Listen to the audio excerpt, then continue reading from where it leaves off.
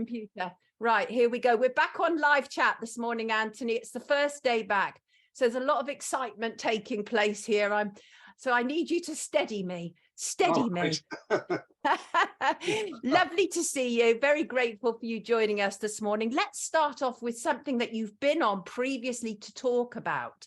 And that is the absolute madness going on in the Ukraine and our contribution to it. Yes, it is absolute madness. And of course, on Question Time last night, the subject to the economic situation came up, and they really couldn't get to the bottom, or they couldn't admit what the real reason for the cause of the economic malaise was. And it sort of reminded me that I'd sent some questions for an article to the candidates in the West Lancashire by-election, of which there are 6, and asking them 6 sort of fairly basic, easy to understand questions about their attitude towards the Ukraine Russian policies of the current government. And surprise, surprise, the 3 main parties, Conservative, Labour and Lib Dem, all didn't answer at all because they're all fully behind this. I'm so shocked, Anthony. I'm shocked. And to be fair to the Green Party candidate, he did actually reply and he did engage in debate, even though he didn't entirely agree. But the whole problem with this policy on Russia and the Ukraine is the establishment don't want the issue debated because they know if it's debated, they haven't got one argument whatsoever. So surprisingly, even though the Reform Party has been very supportive of the government on this, their candidate was brave enough to completely dispute with those policies and say that he didn't agree with them. So to me, the situation is getting so serious that people are starting to break ranks and say, you know, this is totally wrong. And of course, yesterday we had the interest rate rises of another 0.5%. And we have to bear in mind, before all of this happened, the economy was in a reasonably recoverable position because we'd had nearly 500 billion spent on those ridiculous COVID measures. Right. And then we had a commitment of over 30 billion for net zero and so on.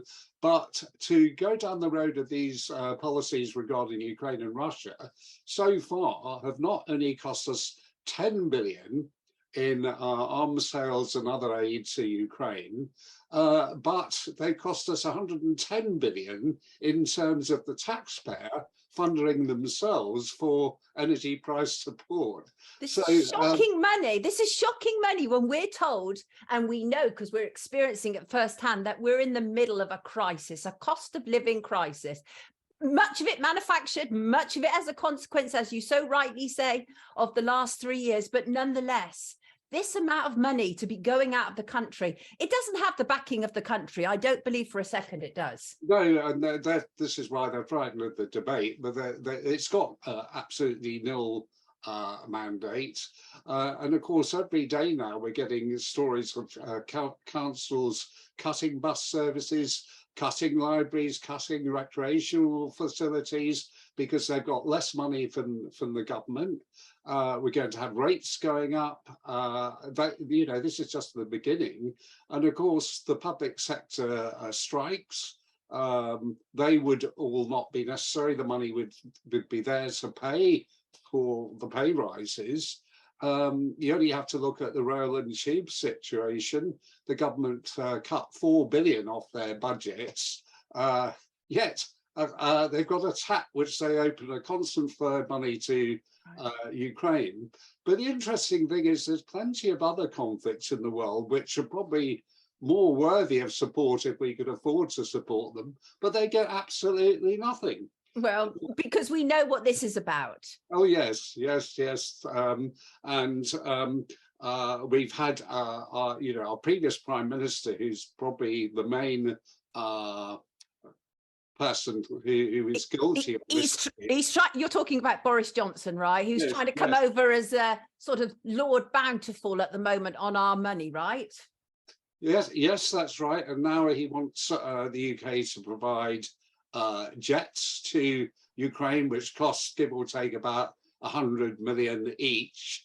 And already our armed forces are deemed not fit for purpose.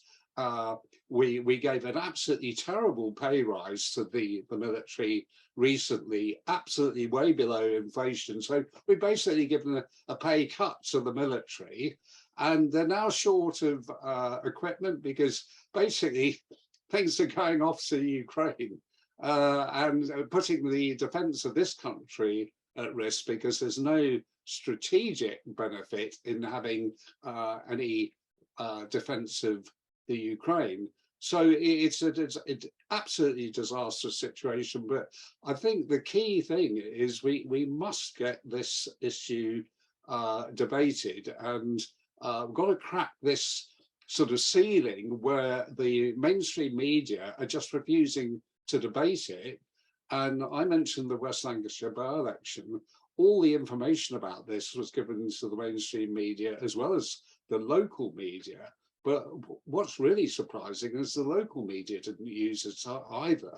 And they're all absolutely frightened stiff of getting into trouble for raising the issue. So it's got to, it has got to be debated, but the policy has got to be changed because it's actually going to make things worse. We're going to have higher cost of living rises, energy prices are going to carry on going up. And there's two things really. You've got to look at what is in the interests of the UK and UK citizens, and secondly, what is in the interests of world peace. And the facts of the matter are, if Boris Johnson hadn't messed up the peace deal, which is going to be signed between Ukraine and Russia back in April, there would be many less refugees. We've now got 8 million refugees from Ukraine, whereas if it stopped back in April, it would have been probably about a couple of million. We have 8 million in the UK. No, 8 million refugees. Displaced. Okay, yeah, I was about to say that's more than in London. Displaced is about another 3 million, but of the 8 million, would you believe 2.9 million are actually in Russia? So the mainstream media don't want everyone to know that Russia's taken most of the refugees. Hilarious. But we ourselves have got about 150,000, and they are costing annually 1.5 billion. Now, you know, this is our contribution to world peace: more refugees, more desolation, and you know, these weapons which we've given to Ukraine have basically resulted in many civilian deaths because you know, unfortunately, in war, people on both sides get killed. And absolutely.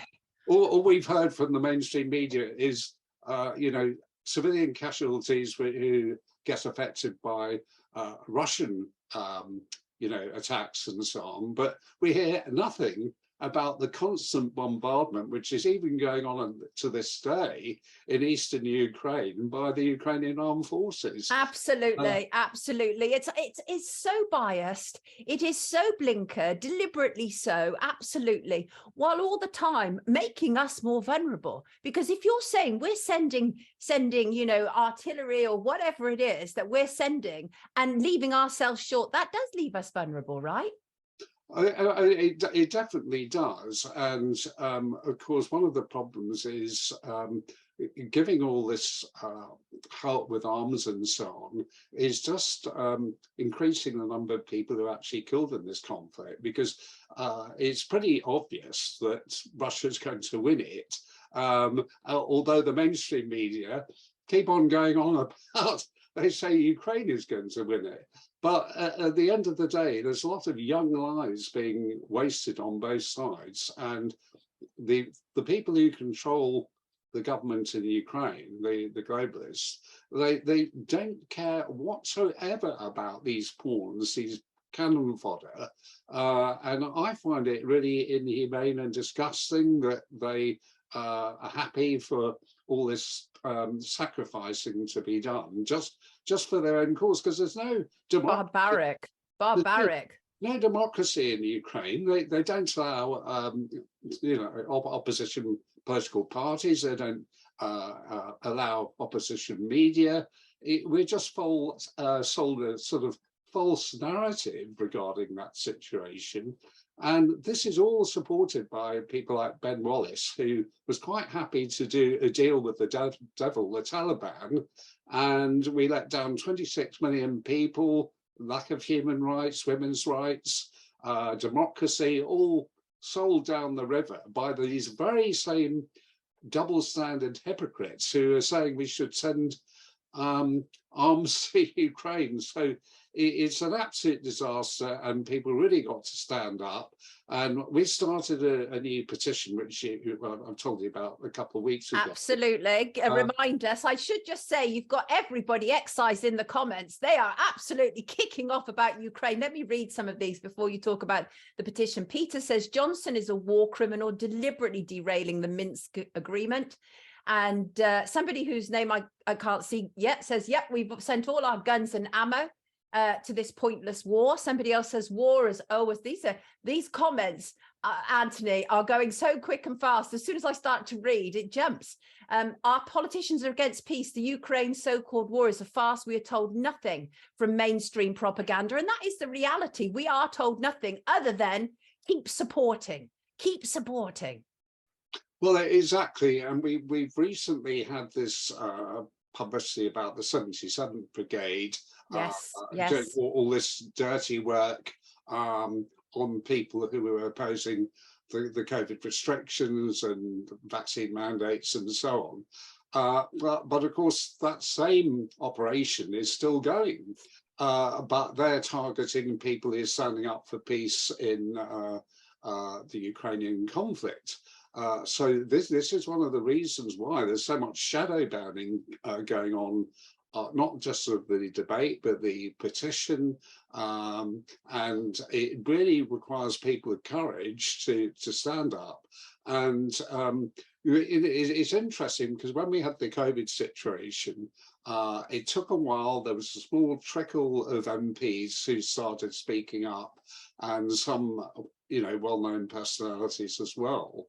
And we now need this to happen with Ukraine and Russia, because it's in the interest of world peace, not just... They're petrified though, Anthony. They're so petrified. Celebrities, TV presenters, journalists, they're petrified of being seen as a Putin apologist. It's they're scared. It's the equivalent of anti-vax or transphobic, any of those words that get people to be quiet. Yes, that's the argument which is used right at the beginning of this, and it did make people duck their heads down. But I think people are now getting so angry, they're thinking, well, it's nothing to do with Putin, it's to do with what's in the interests of the world and the United Kingdom. Right. And, why should people, be poor and starve for the sake of a conflict which isn't even morally justified? It might be a different matter if there was something genuine. Correct. And the interesting thing is, it was costing us $1 billion a year to be in Afghanistan, and we were protecting 26 million people.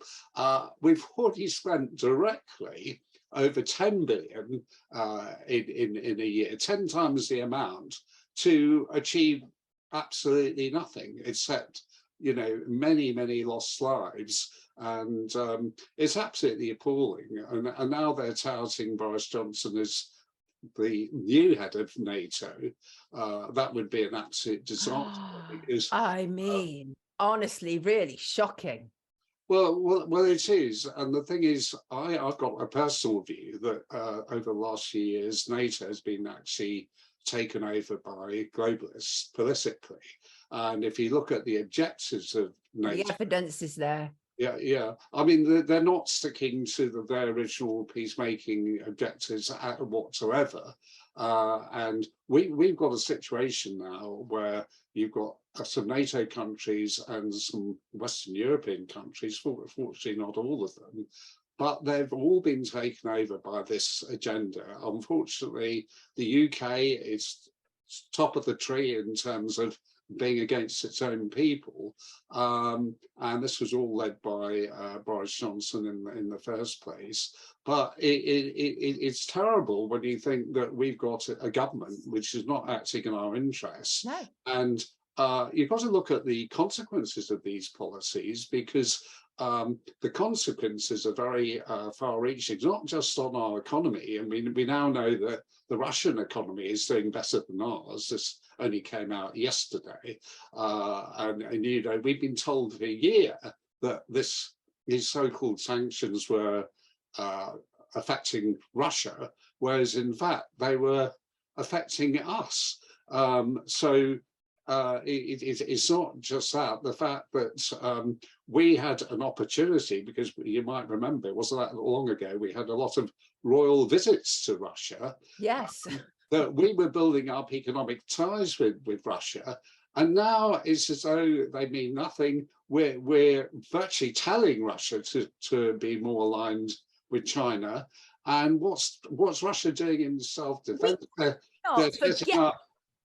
So we cannot forget Boris Johnson's deep relationship with Russian oligarchs. That has been long standing. And now suddenly he's Mr. Ukraine. It's really bizarre. It's proper panto, Anthony. Well, yes, it's maybe not the right word, but it is as disastrous as that. Yeah. And it is laughable, but it isn't, if you see what I mean. Yes, absolutely. Absolutely. Let me read some more of these comments. Peter, the celebs know nothing about the background. Anthony, I can't tell you how quickly these comments are going. Where did that go? I've lost that already. That's how quickly, that's how many comments we've got flooding in today. Morning all. Peter, the celebs know nothing about the background to all this. The West have been supporting Ukrainian Nazis, and that is absolutely true. Anthony also broadcasts weekly on UNN, respected man. Of course, absolutely. That's why he's here. Absolutely knowledgeable. Ukraine war is a farce, and we are being robbed. We do not want to pay towards it. This is not the wish of the people, says Crone, and it's not the wish of the people. So just tell us about the petition, Anthony. Yes, well, the petition is available for people to sign, and we want people, as many to sign as possible, but particularly if anyone knows somebody who's well known, to ask them to promote it, because I've got a lot of experience with petitions, and I know that you just need one well-known person to promote a petition and it shoots up. But this is to end the UK government's economically disadvantageous policies in respect of the Ukraine and Russia. And basically what they are is policies which have rebounded on the United Kingdom and the United Kingdom people, but also the petition is aimed at ending this disastrous conflict in Ukraine, to bring about peace, and for the United Kingdom to change from being a warmonger to a peacemaker, which even at this late stage is not impossible. But obviously to end the supply of arms, because it's just creating more loss of life, but it's creating a false scenario, because it's sort of almost forcing a little power group in Ukraine to continue, whereas I think more and more Ukrainians don't want to fight this war, and we don't hear their point of view with the mainstream media. But there's huge protests with families about what's happened to their sons, because the casualties have been so immense that you know, it's absolutely terrifying.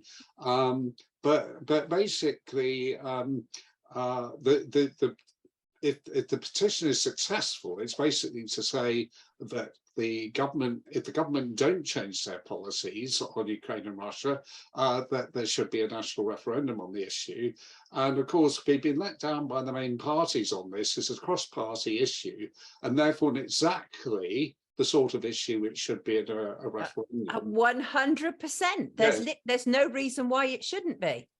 It's insane. There's an insanity going there. Anthony, because you have so much brilliant stuff to say about so much, I must get your take on this. Shell, they just recorded 32 billion in profit, right? Is it not time that this should really be, you know, energy is about public good, right? It should be in public hands. That's kind of my take on it. And this is extreme when people are struggling to, well, eat or heat. Yeah, so that's a key issue which is on at the moment. But I think going back in time, the previous Conservative government made a mistake in privatising a lot of the energy sector. Of course, Shell had never been in that sort of category, being very much an international energy company. But I certainly think that they should have a much bigger windfall tax, and they've actually benefited from the UK government's policies on Ukraine and Russia, because basically, although a lot of the Western countries have said they're reducing their supplies of energy from Russia, these supplies are still coming via other countries. So we're told that maybe they come from Turkey or some other country, but they're not. They come from Russia. So, and although the whole situation is bad in the sense that there's still less, which means the prices have gone up, which has wrecked the Western economies, including ours. The reality is that companies like Shell can take advantage of the situation and make more money. Whereas if we were directly trading with Russia, the pricing situation would be more straightforward, less difficult. You know, it would be more difficult to make excess profits. So we are through our government, we're paying in another way, another costly way, you know, to fund their war effort. So certainly, at a time like this, a company should pay more tax, if anything. But I think it's a mistake to sort of put the blame totally on these companies, because they're simply taking advantage of the government's policies. Western countries, they're taking care of their shareholders. Yes. The failure has to be with the government for allowing this to happen. Yes, exactly. And you know, unfortunately, we've got a similar situation that we had with COVID, where you know, we had a blackout. Only one point of view was allowed, the government's, and we've got the same with Ukraine and Russia. And you know, the whole debate is one-sided. Like, it's not should we provide tanks, or should we provide jets to Ukraine? It's sort of how many should we provide. There's no questioning of the overall policy, and this is what needs to actually be done. And you know, it's interesting. You go back to when we were in Afghanistan. Where was the mainstream media then saying we shouldn't be letting the Afghan people down, we mustn't be leaving, we mustn't be doing this deal? And we have to remember that, you know, very sadly, it was President Trump who signed the deal with the Taliban. President Biden could have gone back on it, but he chose not to. So they're both as culpable. And it seems there was an agenda of coming out of Afghanistan and putting all the resources into you know, the Ukraine, and it sounds terrible. One war to another. Yes. One political war to another. And all this has just made certain countries in the world stronger, certainly made China stronger. And we look at the situation in Taiwan. If we're putting all the military weapons in the direction of Ukraine, what is there left for Taiwan? And what's happening is the credibility of the United Kingdom and some Western countries is being really undermined. It was undermined because of what they did in Afghanistan in terms of reliability. It's going to be undermined in respect of Ukraine, because the bottom line is there's no way these Western powers can actually succeed in Ukraine, because the only way they possibly could would be to put their own forces in, and all the forces of the Western powers are pretty depleted, and the public would never put up with that anyway. But for some reason they wanted to try and protect their vested interests, and that's been the issue all along. But it is pretty disgusting that they make the British taxpayer and taxpayers across Western Europe suffer. And you look at how much the American public are suffering. They're getting into one of their worst debt scenarios they've ever had at all. And of course, we in the UK are in terrible debt. And I would say to the people who have been supporting Ukraine, you can't have pay rises for nurses and teachers and have money for Ukraine. Right. You can't have government Right. services. And it's the same people who want both, interestingly. That's very interesting. Yes, that's a good point. Actually, I'll be using that in future.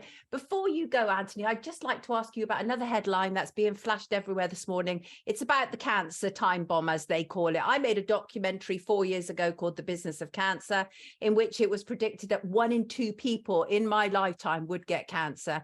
They're now saying 500,000 Brits every year by 2040. What are your thoughts about this? Well, of course, it's to do with many issues. But one of them is the fact that during the COVID so-called pandemic, people didn't get their appointments, operations. But appointments are very crucial, because you find out about whether you got cancer. One of the latest sort of allegations, so to speak, is that the COVID-19 jabs have been undermining the body's immune system and made people more open to having cancer. And that certainly needs to be investigated. But if it's true that having the jab has made you more vulnerable to having cancer, then that is an absolutely terrible thing. But then it's because the government allowed the rollout of these jabs when they hadn't been properly tested, because they were only given emergency authorization. Right.